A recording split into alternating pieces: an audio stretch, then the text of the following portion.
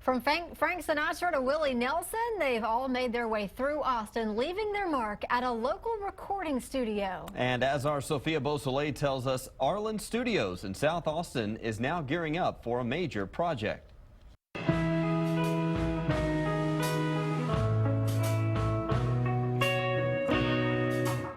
It's a piece of Austin history that's tucked away in South Austin. When you walk through the halls of Arlyn Studios, you feel something magical. The walls are laced with hit record albums, the decor takes you back to the 80s, and the laid-back vibe unleashes the Austin spirit. I'm doing everything I can to kind of preserve that, and because that's really, I think, why everybody moved to Austin in the first place. And if we lose that, then it's just another city. Freddie Fletcher started Arlyn Studios in 1984. Hundreds of artists have played and recorded here. Frank Sinatra, Los Lonely Boys, Sublime, Stevie Ray Vaughan, and of course, Willie Nelson, who happens to be Fletcher's uncle.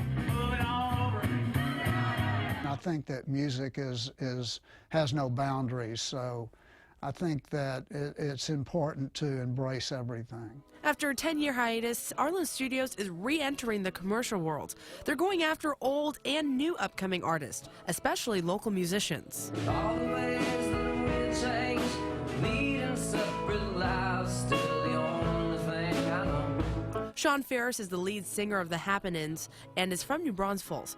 He says it can be challenging for local artists to find recording studios that are willing to work with them.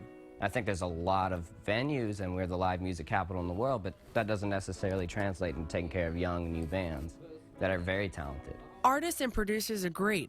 Austin provides the space for creativity and affordability compared to LA, New York, and Nashville. I don't really feel the need to get on a plane and go somewhere to work at an A-level recording studio, because this place, they just sort of took a blueprint from my audio dreams and made it a reality. Not only is the studio coming back, but they have equipment that would make a producer weak at the knees. The API and the Neve are sort of like the Rolls Royce and the Bentley of the automobile world. Fletcher and his wife Lisa, who also is an original owner, worked for 2 years to marry these two vintage consoles. This section from here to here is an old 80 series Neve. They've created a one-of-a-kind mega board, which adds to the studio's list of historic accolades. I just feel like we're a family, and I just think there's a lot of love and people that are so passionate about music,